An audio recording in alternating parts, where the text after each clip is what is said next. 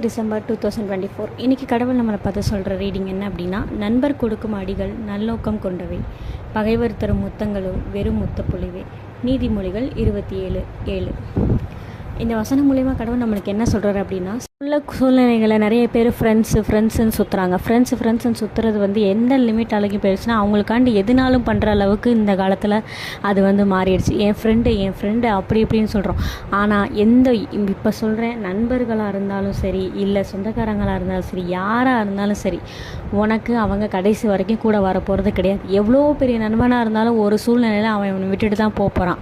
உண்மையான நண்பர்களை சம்பாதிக்கிறது என்னவோ நல்ல விஷயந்தான். ஆனால் எல்லாருமே உனக்காண்டி நல்லதை மட்டுமே யோசிக்க மாட்டாங்க. அவங்க கூடவே இருந்து குழி பறிக்கிறவங்க அவங்க கூடவே தான் இருப்பாங்க. அது நம்ம கண்களுக்கு தெரியாது.